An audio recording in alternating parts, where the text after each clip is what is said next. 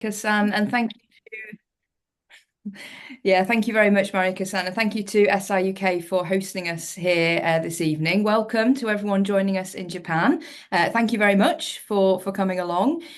We have hopefully some interesting information to share with you over the next hour or so, and we'd like to wish you a very warm welcome to our session, and we look forward to telling you more in the next bit of time.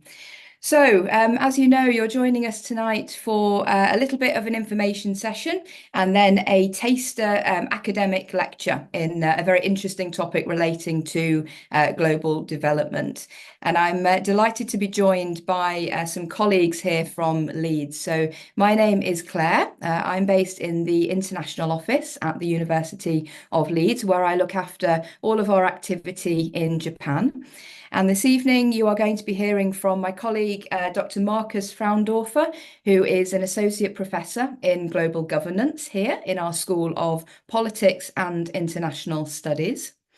And we're delighted as well to be joined by a recent Japanese alumna called Mai. She studied in our School of Sociology, completing her master's in gender studies last year. And she would like to share her experiences with you as a Japanese student who has done a master's and has studied and spent time here in the UK. So we have a little bit of a schedule here so that everybody knows what to expect. I'm going to start with just a very brief introduction about studying in the UK and about Leeds.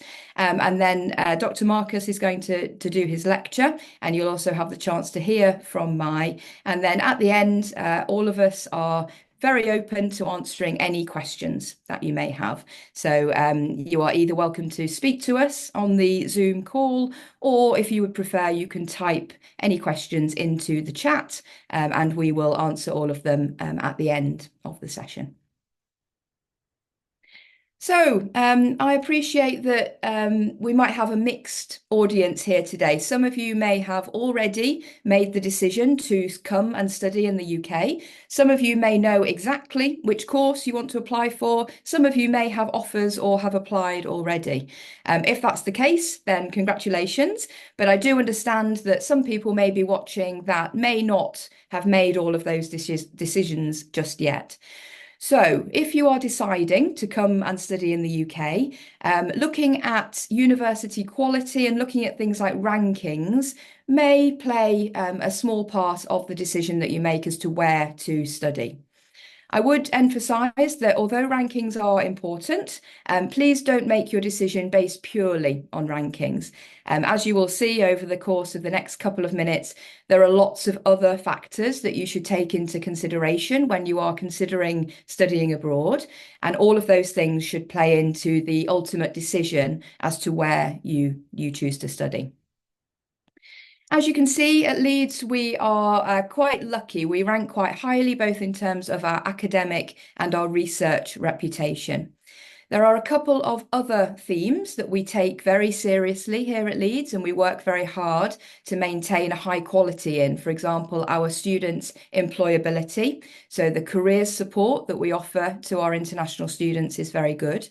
And also things like student safety, student support, and student satisfaction. We have many officers, many colleagues here at the university who work very hard to maintain high levels of student satisfaction amongst all of our students whilst they are here. And I'm pleased to say that some of the recent rankings here reflect the fact that our students tend to be quite happy and quite satisfied with their Leeds experiences when they're studying with us. For those that don't know, Leeds is a big city in the north of England, so you can see us here in the centre of the map.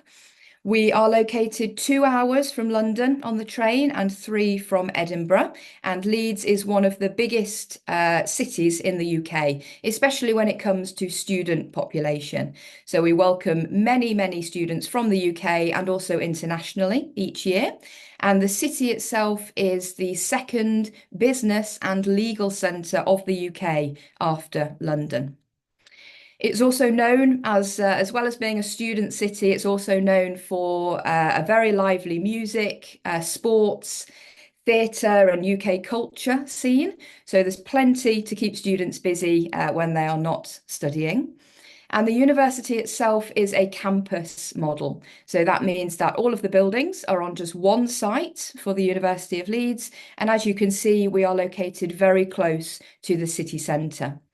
So cities in Japan, as we know, are very large and you can spend a long time travelling across them. Cities in the UK, even London, are much, much smaller.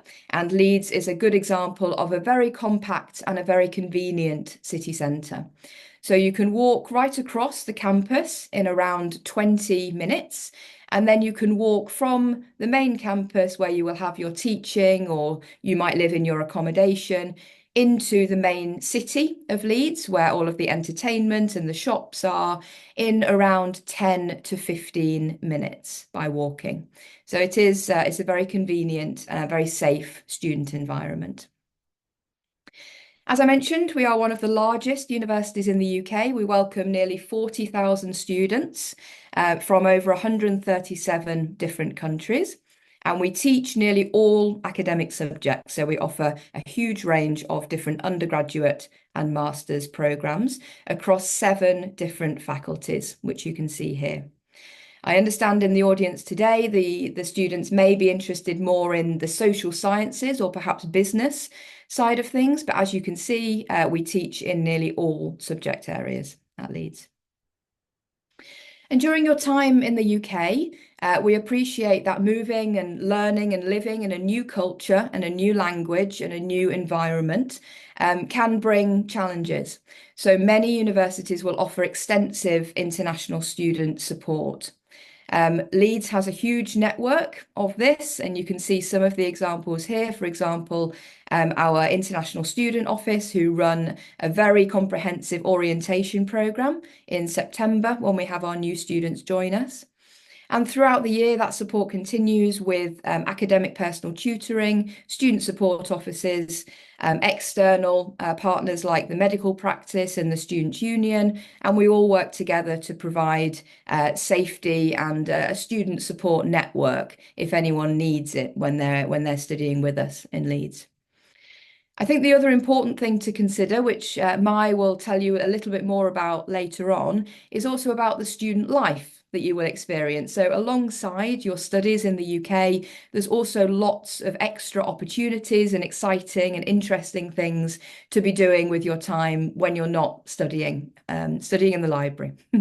So we would encourage you to join things like clubs and societies, explore what opportunities may exist to you via the Careers Centre, for example, in part-time jobs or internships or placements. A university's sports facilities might often be of interest, and we'd really recommend that you spend the time here exploring the UK, getting to know the culture, and of course mixing with all of the other students from all over the world that will be in your classes and also in your accommodation and on campus. It's a really wonderful opportunity to broaden your horizons and to meet people from all over the world. We understand that careers support and advice is going to be of utmost importance to you. Ultimately, after a degree, you want to secure a good job at the end of it. So the university's Careers Centre has a big extensive network of events, opportunities, appointments and advice that we can give you relating to your future employability. And that includes international specific events. So, for example, if you are considering perhaps staying in the UK after your study and working here under the graduate visa, that is now possible. The UK government have made that very accessible, and you can stay for up to 2 years after graduation if you wish to. Universities like Leeds can certainly help you in terms of finding future job opportunities, preparing for things like interviews or assessment practices, and also just explaining the process of looking for and being successful in jobs here in the UK and also globally, because we have a large network of both UK and international employers that like to come and visit us at Leeds and promote opportunities to our students. And we try and maintain Japan-specific careers opportunities. So, for example, the London Career Forum is quite a famous organisation that offers UK-based employment advice for Japanese students. And recently we have held Japanese events, which are basically Japanese companies or Japanese organizations that come to campus to tell our students about opportunities living and working in Japan. So, for example, just 2 days ago this week, JICA had a member of staff here, and they presented to a big room of students and on Wednesday evening this week about careers in their organisation. So that was very well attended and had quite good feedback. Another factor to consider about university in the UK is accommodation. So where you're going to be living is obviously important, and most universities will guarantee international students accommodation, providing that you meet deadlines. So at Leeds, we offer a big choice of both undergraduate and postgraduate residences, and we do guarantee that for the duration of your studies in Leeds. There's quite a lot of choice when it comes to location and price and facility. And I've included here the QR code, which will take you to our website. And from there, you can see videos and photos of all of the different accommodation options. And leading on from that, I just wanted to mention about living costs, which do tend to be quite reasonable in Leeds. Living in the north of the UK is slightly cheaper than living in London. But living costs and tuition fees and things will vary depending on your course and also on your lifestyle. So this QR code is a useful website if you are thinking about how much your studies in the UK in the future might cost.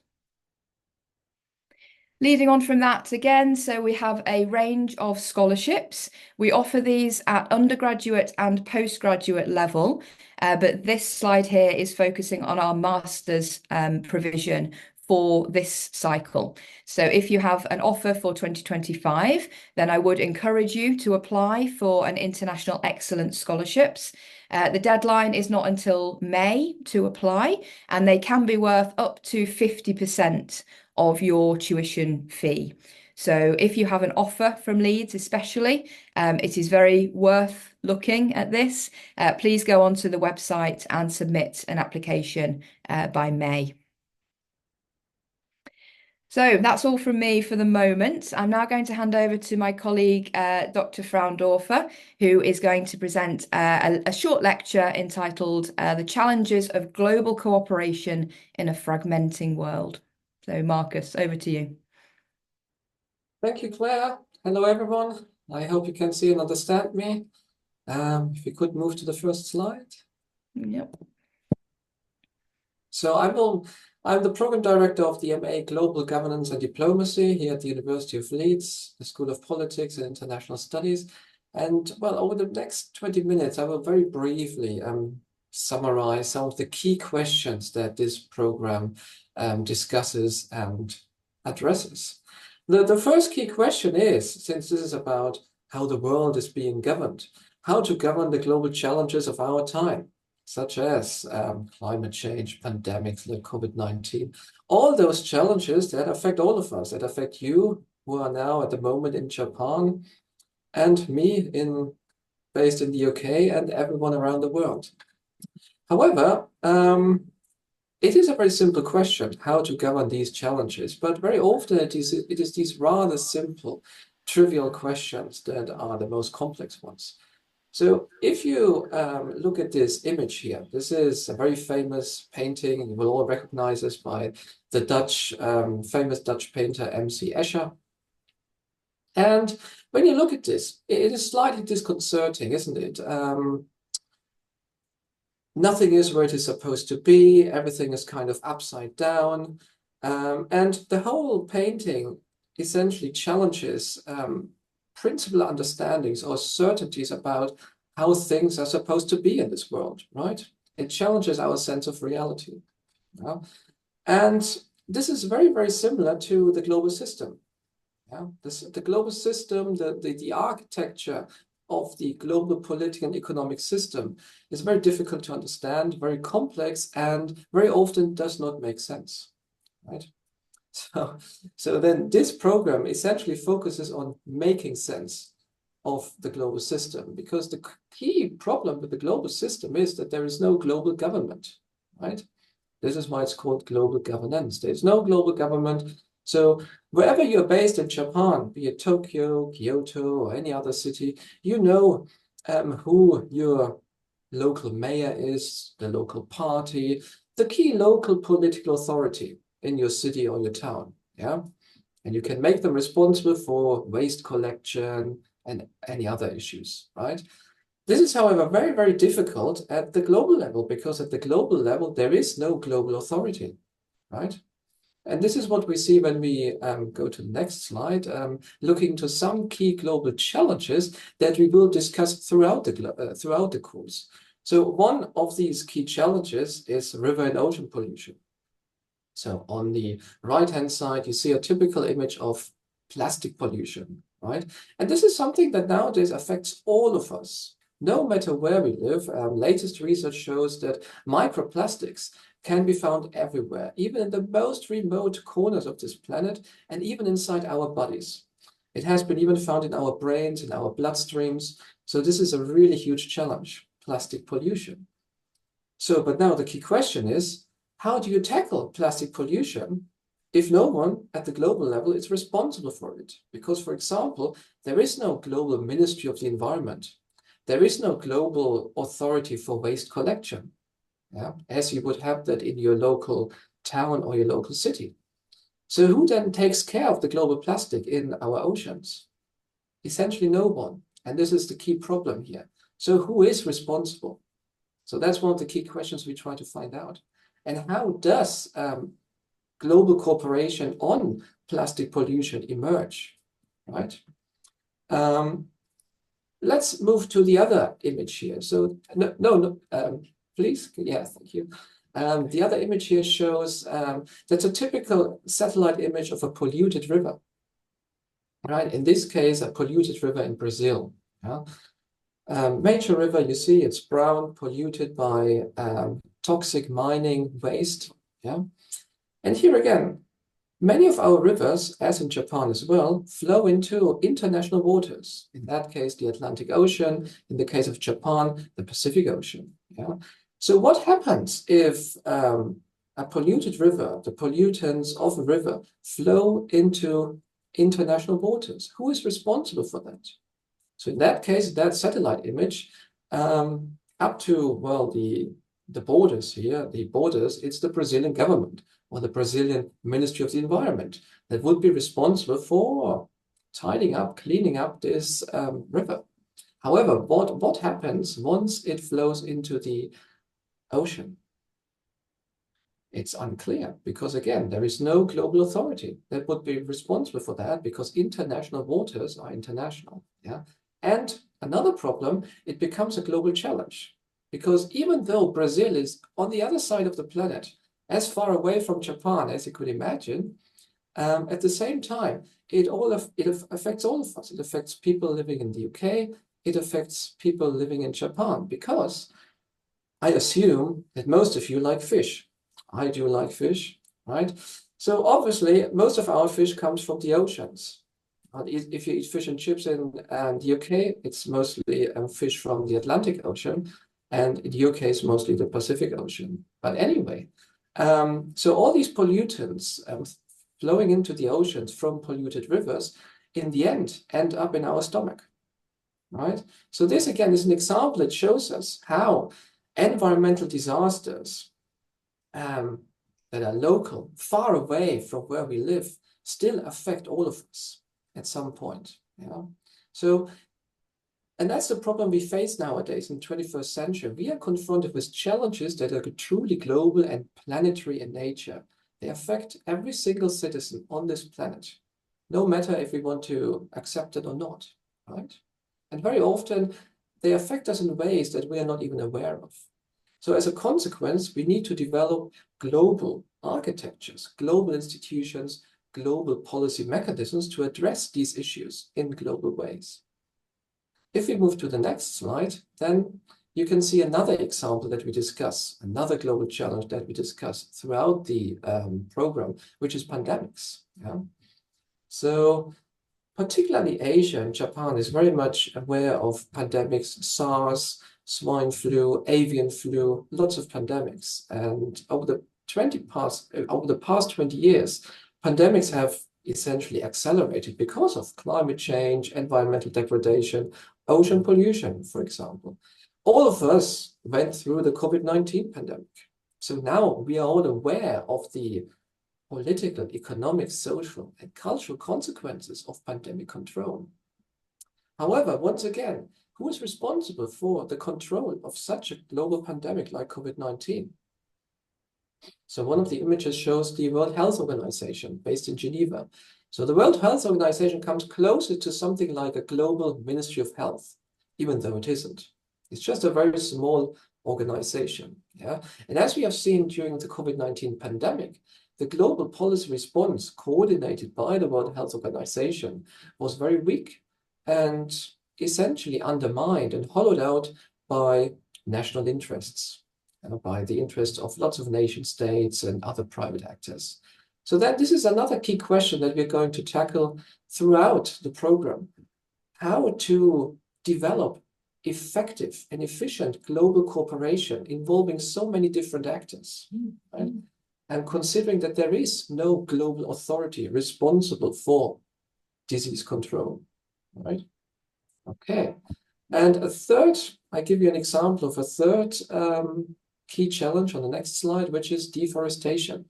Again, deforestation, we are at the moment losing our last tropical rainforests, which is extremely concerning because those are the richest ecosystems on Earth in terms of animal species, plant species. And once we lose these ecosystems, this will have disastrous consequences for our climate, for regional climates, and also the global climate. Again, this is something that will affect all of us, even though, for example, in Japan and UK, there are no tropical rainforests. And from our perspective, tropical rainforests are far, far away. Again, very distant corners of this world, let's say Indonesia, Brazil, Central Africa. But still, again, each tree lost, each bit of a tropical rainforest lost has a direct impact on our lives in terms of sea level rise, warming temperatures, and more intense rain and weather patterns. Yeah? And we are experiencing this already now on an almost weekly or daily basis. But again, there is no global ministry for the environment. There is not even an international organization for the environment. So with regard to the last example, health, at least we have something like the World Health Organization. But there is no World Environmental Organization. There is no World Climate Organization. So then again, the key question, how do we tackle this global challenge of deforestation? Yeah? How to bring together so many different actors, private actors, state actors, international actors, social actors, environmental movements to negotiate and develop more effective international agreements and policy solutions to protecting and conserving these ecosystems. So those are some of the global challenges that we will discuss. And if we move to the next slide, this will then lead us to another key question that will be with you if you take this program from week 1 until the final week of your program and potentially for the rest of your life. How to govern in a world without a global government. And this is the fundamental question now in the 21st century for all of us who are interested in politics, be it national politics, international, global politics. Because in the end, we live in a global world. We are, to some extent, global citizens because we are so interconnected. For example, most of you are interested in studying in the UK. Yeah? So the University of Leeds is such an international university. I teach students every year from all across the world. In my seminars, I teach students from, well, all over the world. So the entire world in one seminar. Yeah? So this, again, reflects how global and interconnected our world is. The problem, however, at the same time, is that many of us, particularly our national policymakers and presidents and prime ministers and politicians, they don't think in global terms. They think in national terms or local terms, but not really in global and planetary terms. And this is something that we will discuss. How can we move to a more global policy making, to a more global mindset, to a more global and planetary understanding of these challenges that we face today in the 21st century? Okay. And on the next slide, thank you. And this is then what we will analyze and discuss in case studies and a range of case studies in detail. Since there is no world government, the global system is extremely fragmented. You have international organizations like the UN system, the World Health Organization, the UN agencies, some of them even based in Japan, in Tokyo. You have states, of course, the government of the UK, the government of the US, Japan, Germany, where I'm from. You have the European Union, you have regional organizations, but then you have much, much more than that. And I think this is the unique feature of this program, that it doesn't only look at states and international organizations, because nowadays, in the 21st century, the global system is much more complex than that. It also involves companies. Nowadays, private companies have huge impact. You will probably have followed the news about, well, the new US government under Donald Trump, and one of his main buddies at the moment, Elon Musk, the most, well, the richest man on earth, who has, only by being part of the US administration at the moment, enormous influence, also through his companies, Tesla, etc. Enormous political and economic influence. So that's also something that we will discuss. And these companies do shape policy solutions and policy responses.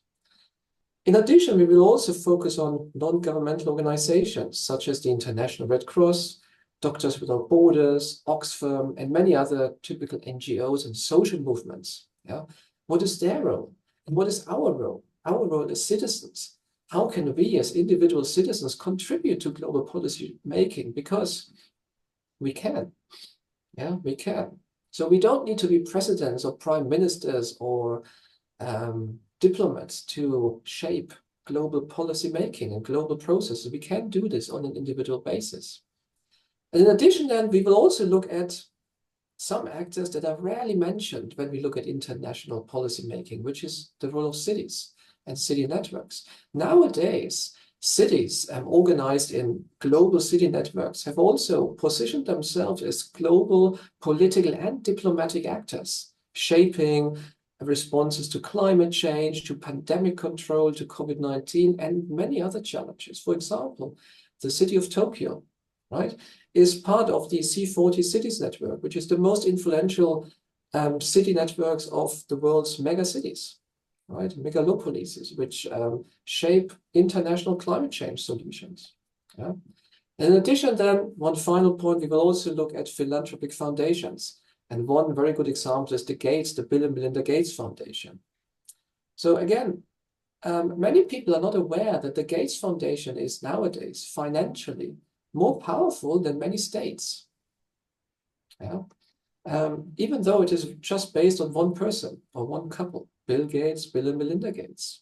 But because of their enormous money made from Microsoft and other companies, they're much more influential, they're much more powerful, they contribute more financial resources to the World Health Organization than countries like Germany or Japan. And you all know that much better than I do, that the government of Japan is a very important influential funder of international organizations and the World Health Organization.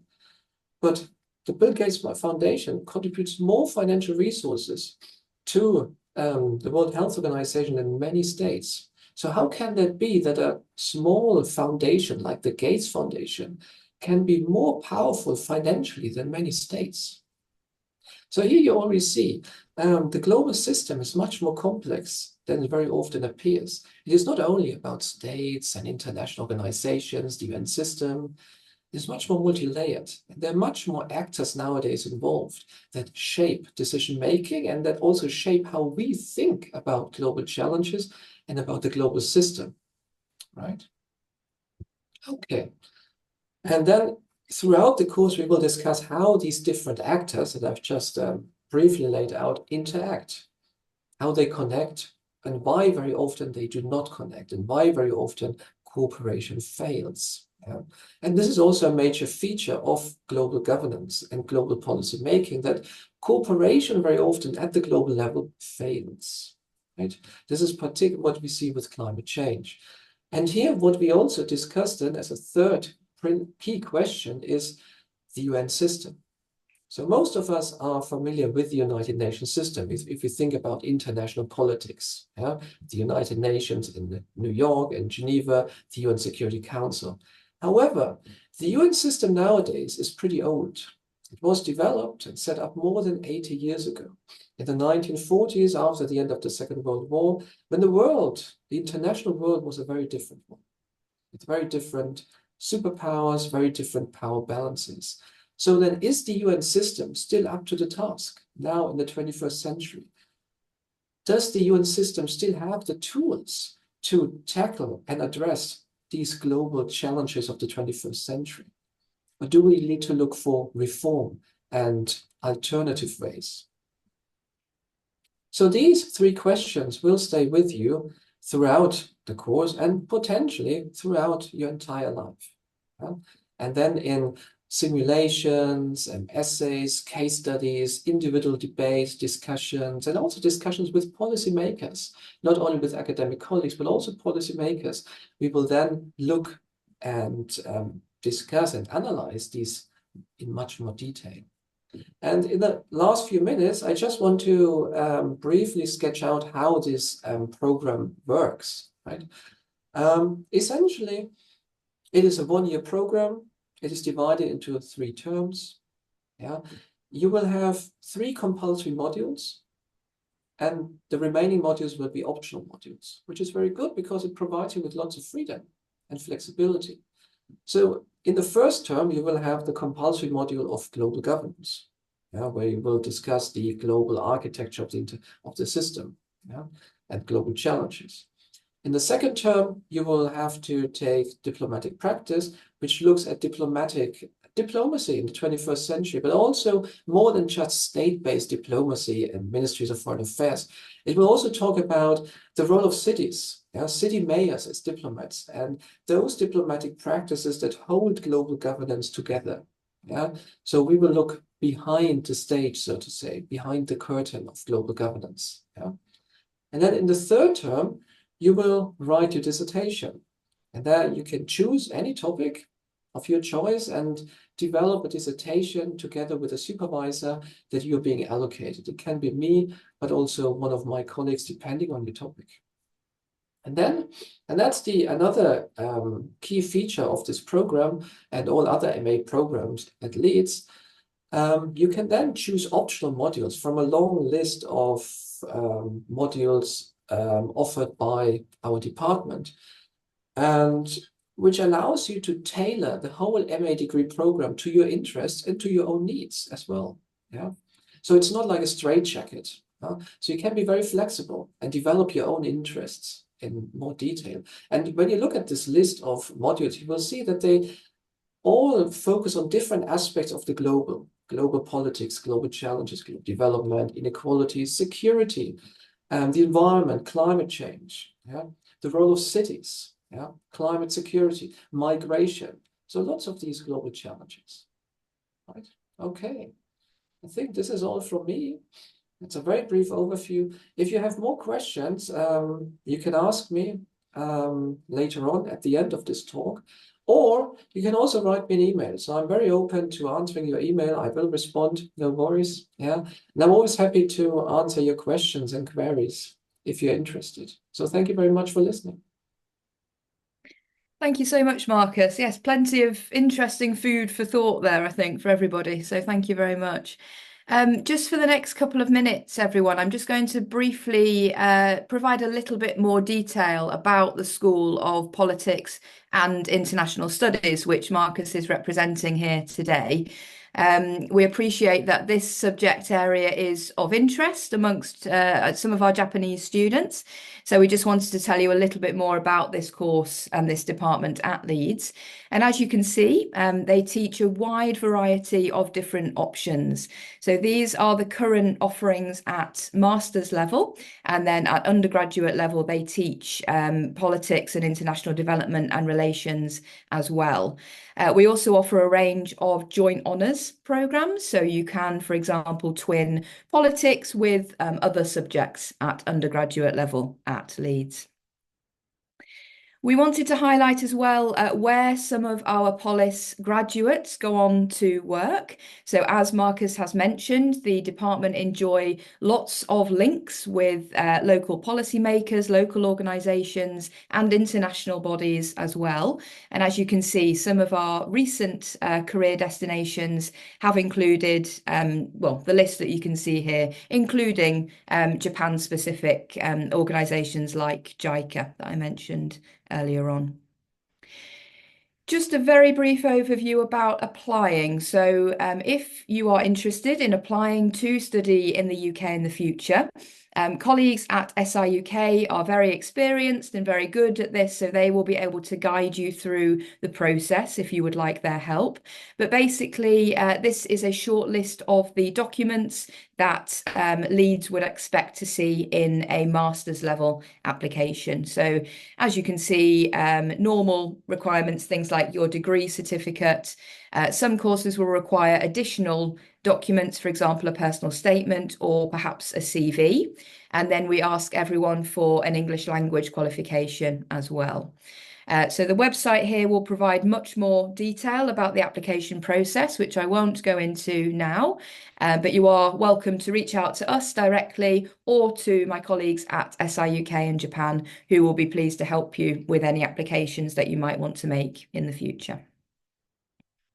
And finally, going back to my message earlier about student life and about enhancing your experiences whilst you're in the UK, I wanted to highlight some Polis-specific activities and events that they hold for all of their students, which will really, enhance the group and enhance the experience that you can have alongside your academic studies.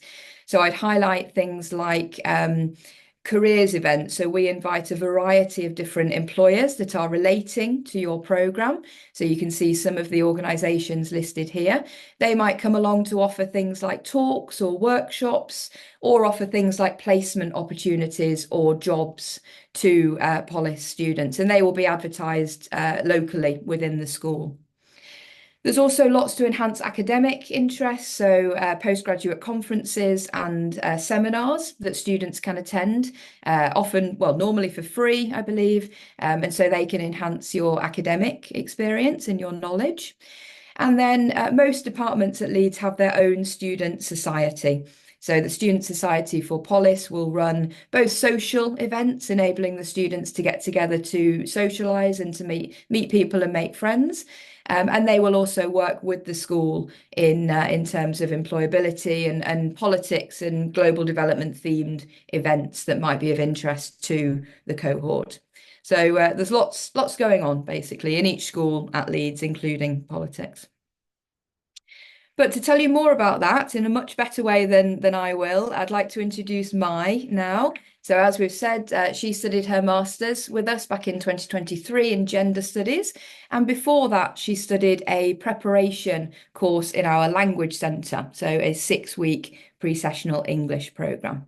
So I'm going to hand over to Mai now, and she will tell you a little bit more about her experiences in the UK. Thank you, Mai. Okay, soじゃあこれから日本語の方で始めていきます。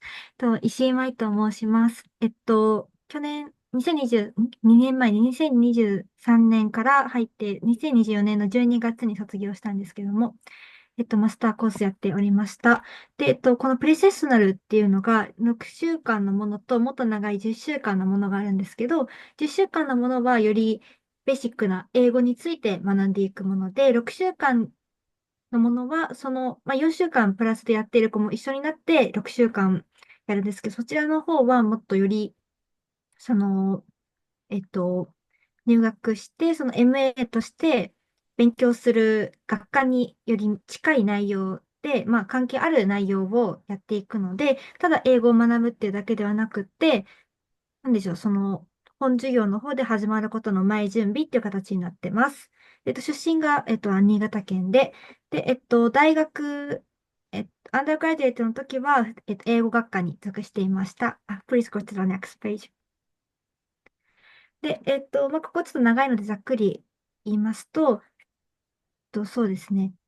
リーズにいる間は主に1年間なんですけど、1年間の間はそうですね、就職活動と、あと、イギリスを中心にヨーロッパの旅行を楽しんだのと、あとはそうですね、授業は毎日なかったんですけども、結構、読まないといけない資料ですとか、いろいろ準備はたくさんあったので、学業の方と両立して行っていました。で、この春からは、パナソニックインダストリーっていう会社の方で、セールスマーケティング部で働くことになっております。Please go to the next page. で、こちらが私が実際にリーズで撮ったキャンパスの写真となっております。図書館が大きい図書館が3つありまして、結構、そうですね、ポストグラデュエイトの生徒は特に勉強をここでやっている方が多いかなっていうふうに思います。で、キャンパス自体が1個のもう大きい街みたいになっていて、遠い時だとその次の授業までの間には徒歩10分から15分くらいかかったりっていうこともありました。Please go to the next page. で、これが、アコモデーション、寮となっています。で、寮のタイプが2個ありまして、このアースイートとシェアルバスルームのタイプがあって、このアースイートっていうのは、お風呂とトイレもそれぞれの、生徒に一つずつついているっていうパターンで、もう一個のシェアバスルームっていうのは、名前の通り、そのバスルームは共有しているっていうタイプの寮になっています。どちらにせよ、キッチンですとか、あと洗濯機とか、そういった他の、なんでしょう、ものは共有することになってるんですけども、トイレとお風呂がシェアか、それぞれ個人であるかっていうので、お値段もちょっと違いますし、一つ立地も若干違ったりっていうのがあります。で、結構各寮でイベントがあったりですとか、そうですね。寮のイベントと、あと、それを他、学校側がやってる方のイベントを通じて、いろいろ他の生徒の皆さんとは仲良くなれるかなっていうふうに思います。Please go to the next page. で、これが、ちょっともう、ずいぶん前で、記憶が曖昧なんですけども、当時のスケジュールとなっています。先ほども言った通り、授業を毎日あるわけではなくて、私の場合は、そうですね、週2、3授業があって、授業がある日はその中に3つとか2つとか授業があったんですけど、他の日は特に授業が入っているわけではなかったので、図書館行って勉強したりですとか、そうですね。リーディングの量が結構たくさんあったので、それをやったりとか、それこそ就活やってみたり、あとは、そうですね、そのソサイティっていう、いわゆる大学でいうサークルみたいなものがあるので、こちらの方に参加して交流を深めたりっていうことを行っていました。Please go to the next page. で、こちらも、リーズの街の写真ですね。リーズが一応、ロンドンみたいな都市で、よりはちっちゃいんですけども、結構イギリスの中でも大きい都市なので、その普通に生活を送る分には全然問題ないかなっていうふうに思います。あと結構日本人の方だと、日本の外って結構治安悪いんじゃないかっていう心配あると思うんですけども、そうですね、ヨーロッパいくつか旅行した中でも、イギリスが一番治安がいいなっていうふうに感じました。特にリーズは、多少夜遅くなって女性一人で歩いていても、そこまで危険ではないかなというふうに思ってます。もちろん、公園とか行ってはいけないところというか、日本とは違うのであるんですけども、それほどなんでしょう、心配していたりかは大丈夫だったかなっていう形です。結構クリスマスマーケットもそんなに大きくはないんですけど、すごい、ヨーロッパいるな、イギリスいるなっていうことが感じられました。Please go to the next page. で、こちらがアセスメントとアカデミックタイムラインということで、大体各モジュール、私の、いたコースの場合は、ほとんどエッセイで評価されていたので、3000ワードのエッセイで100%評価ですとか、6000ワードもっと、倍の量のものだったりとかあったんですけど、これは全然どのコースを選ぶかとか、あとアンダーグラデュエイトかポストグラデュエイトかによっても全然違うと思います。例えば、ビジネススクールのお友達とかですと、結構テストの教科も多かったかなっていう印象です。で、あと、このディサテーション、いわゆる修士論文の文字数っていうのも、コースによって違っていて、私のこの8000ワードはそんなに多くない方で、もう少し多いと1万ワードのところもありました。あとはコースによってと特殊なんですけど、えっと、なんでしょう。一個プレゼンテーションみたいなものをして、それとプラスちっちゃいエッセイみたいなところもありました。Please go to the next page. で、あとこれはリーズの外ですね。時間はいっぱい、1年間短いんですけど、その中でも、ホリデーはあるので、そこを目いっぱい使えば、いろいろヨーロッパ内旅行行くことはできます。そうですね。私は結構たくさん行きました。ドイツとかオランダとか、あと、どこ行ったかな、モロッコも、ちょっとヨーロッパの外なんですけど、行ってきました。そうです。ちょっと物価、最近もまだ高いので、なかなか大変なんですけど、結構自炊とかをすれば多少は金銭やりくりできるので、それを、しつつ旅行にお金をどんどんどんどん回せるように頑張っていたかなっていう形です。Please go to the next page. はい、こちらで以上です。そうですね。多分皆さん、就活のこととか、そのあたりも結構気になってると思うので、後で質問していただければお答えさせていただきます。以上です。Thank you very much for sharing that, Mai. Hopefully, some nice memories for you, and we appreciate you sharing that. So, thank you. So, finally, from us, everyone, after today, there is lots of opportunity, lots of ways that you can find out more about Leeds if you want to. So, one of the best ways is to hear from current students. So, via the Link to Leeds Ambassador Scheme, you can speak to students who represent many different nationalities and many different courses at Leeds. And they are a really good source of information if you have any questions about student life here. They also run a series of online events. So over the coming weeks and months, there are many Link to Leeds online activities that you can participate in if you would like to. And this year, I'm delighted to say we have 3 ambassadors from Japan. So Moe is currently studying the first year of her journalism degree after doing the foundation year with us last year. Saki is our postgraduate Japanese ambassador. She is studying in marketing management in the business school. And Mitsuki is a medical student. She's in her second year now, and she is also president of our Japanese Student Society. So any of them would be very good sources of information and are happy to chat with you in Japanese or English about their experiences so far in the UK. Another good way to find out more about a future destination is to speak to alumni if you can. So Sarah is a good friend now and good colleague of mine who was a Link to Leeds ambassador during her PhD studies in the School of Politics and International Studies. So she's now back in Japan. She teaches at a university in Tokyo now, but she is very happy to answer any questions that you may have from an alumni perspective. So I have included her LinkedIn profile here and also her email address. There's various forms of social media that you can follow the university on if you wish. And I wanted to highlight our Japanese Society, who I think has been mentioned previously, but these are a really lovely, very active community here on campus of Japanese students and also British students and other nationalities who have an interest in Japan. So they have 2 very well-run Instagram accounts, including a dedicated career and employability one. And if you would like to discover more about day-to-day life in Leeds, then I'd really recommend looking at their social media. You can also join the formal university mailing list, of course, if you wish. And there are opportunities to meet us in the coming months. So, for example, I will be attending the upcoming March events, which SIUK are hosting in Tokyo on the 22nd of March.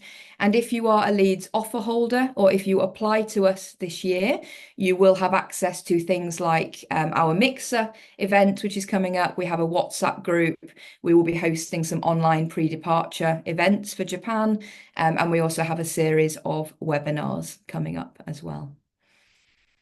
So that's all from us for now. I'll hand back to Marika-san, who will handle any questions that we might have. But I just wanted to say good luck to everyone in the audience, and thank you again for joining us this evening. Thank you, Claire. Thank you, Mice, and thank you, Dr. Fraundorfer. はい、皆さん、ですね、ちょっと長い時間になりましたが、ありがとうございました。ですね、今から、アカデミックのことだったりとか、リーズのことについて、いろいろと質問ある方はですね、チャットまたはアンミュートで、直接聞いていただいても大丈夫です。ちょっと最後の、ですね、まとめなんですけども、リーズ大学がですね、3月の22日に、東京の対面のみにはなるんですけども、弊社が留学フェアを行います。で、そこでですね、クレアさんも来てくれますので、もし個別にですね、ご相談したいこととか、結構もう本格的にリーズとか出したいなってことで考えられている方いらっしゃいましたら、ぜひちょっとご予約していただいて、どういった準備ができるかとかっていうのを聞いていただいてもいいかなと思います。はい。で、今日はですね、ミニ体験講義ということで、本当にすごい、リアルな、多分、向こうに行ったらこんな感じで授業するんだろうなっていうことが、分かったかなと思いますので、はい、もし、他にもですね、弊社のウェブサイト見ていただきましたら、こういった感じでですね、いろいろな大学、リーズ大学も、かなり頻繁にですね、ウェビナーとかやってくださってますので、ぜひいろいろとご参加していただければと思います。はい。ですね、ご質問ある方は、ぜひチャット入れていただくか、アンミュートでお願いいたします。で、もう大丈夫ですよって方は退出していただいても結構ですので、ご参加いただきありがとうございました。Okay, so we are now waiting for people to maybe ask questions. Yeah, thank you. Yes, no worries. Thank you. I'll just stop sharing for now. I'll write yeah. I'll write my email address, everyone, in the chat as well, just in Yeah, case. thank But you. yes, feel free to think about questions. はい、今、クレアさんがですね、チャットの方にメールアドレスも入れておくってことだったので、もし何かご質問ですね、ある方は、どうぞメールを送っていただければと思います。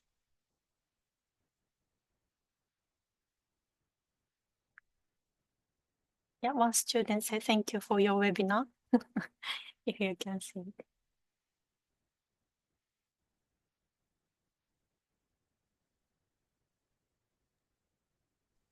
I was going to ask Mai, if you wouldn't mind, would you mind saying just a few words about the pre-sessional program? Because I think there might be some people viewing who perhaps have an offer for Leeds for September, but may not have met their IELTS requirements yet. And I know you chose to do the pre-sessional course, and I just wonder if you could say a few words about that for me. Well, firstly, I try to get enough score of IELTS because I would not like to join the professional course. But after finishing my course, professional, I really happy with this course because when I was undergraduate, my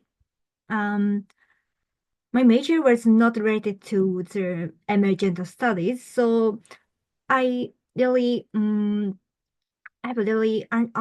was really anxious about my knowledge and about the sociology and so on. But in the 6 week professional course, I can learn a lot of things such as like famous professors and also their books and also the details of the sociology. So after the course, I can have a little bit confidence of studying in emergent studies. So it was really good for me. Good, I'm glad. It's reassuring to hear that. And do you think it's fair to say that the style of learning in the UK here is quite different to what you were used to in Japan? So did it help you kind of get used to that, things like referencing and that style of teaching? Yeah, maybe, for me, it was not so different from what I learned in Japan because my course was English.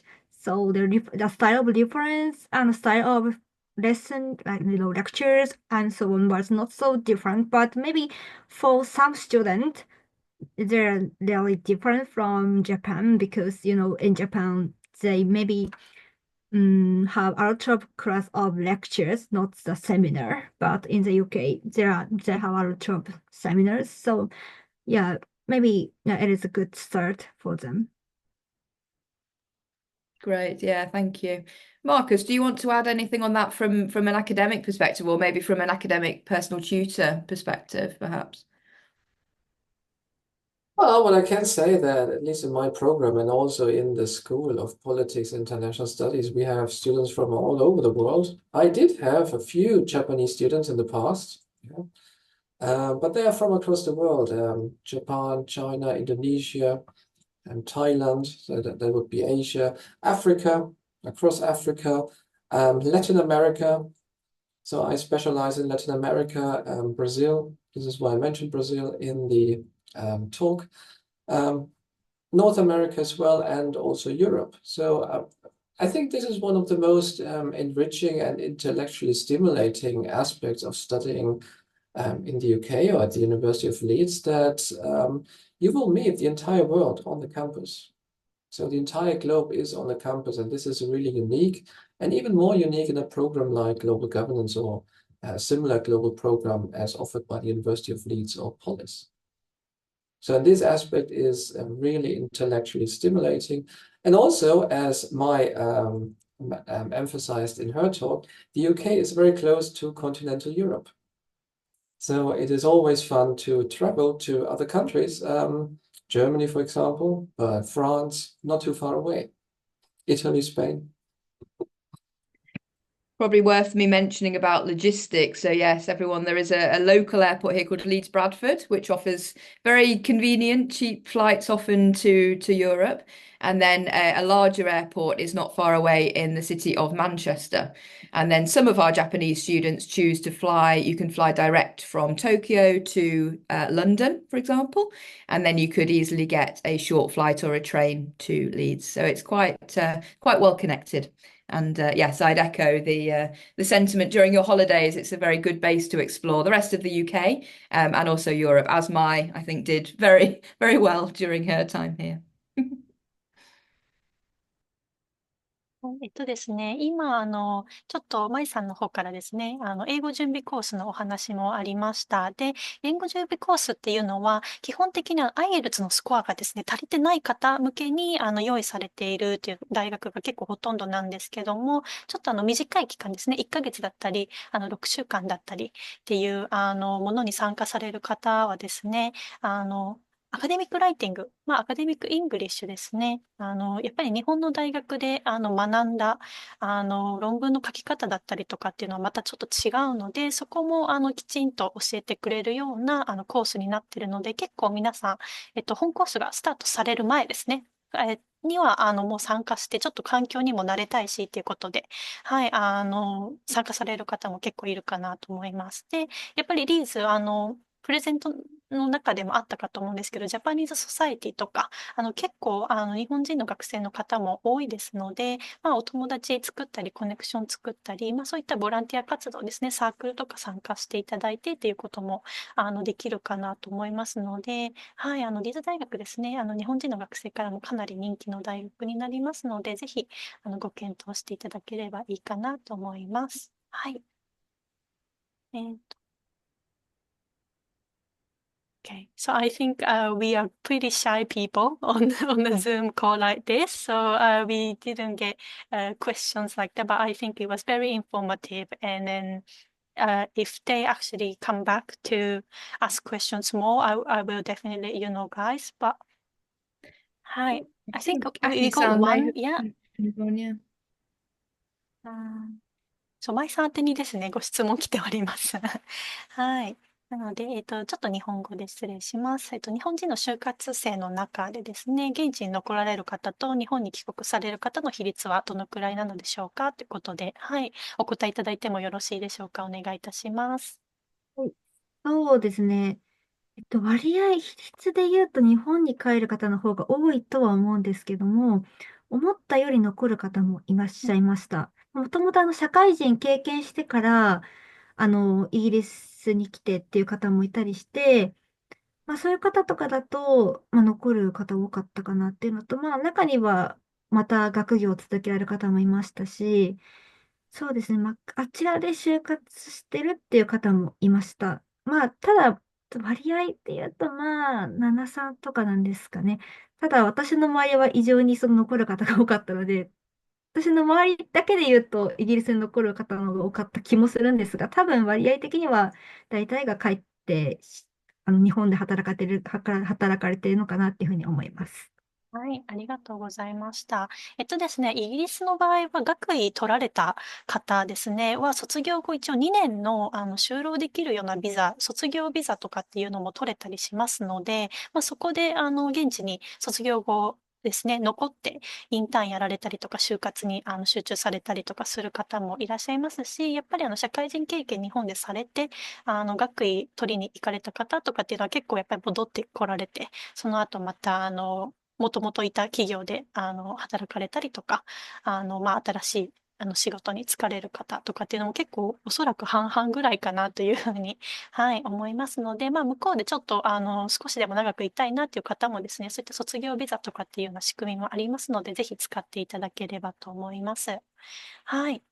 ご質問いただきありがとうございました。それではですね、お時間になりましたので、本日のセミナーはこちらで終了させていただきます。もし、後々ですね、何か質問等ございましたら、弊社の方にメールを送っていただいてもいいですし、皆さんのメールアドレスもシェアしていただいてますので、クレアさんだったり、教授にですね、直接ご連絡していただいても結構です。はい。Okay, I think we're gonna end this session tonight here. So thank you so much for having us today, and I think people really enjoyed it. No, thank you, Markus, and I really appreciate you hosting us and Yeah, of having us. course. Bye, Markus. Thank you so much. It's lovely to see you both. And good luck to everyone in the audience, and have a lovely evening and a good weekend back there in Japan. Thank you again. Thank you so much. Thank you. Bye bye. Thank you. Bye Good bye. luck. Take care. Bye bye.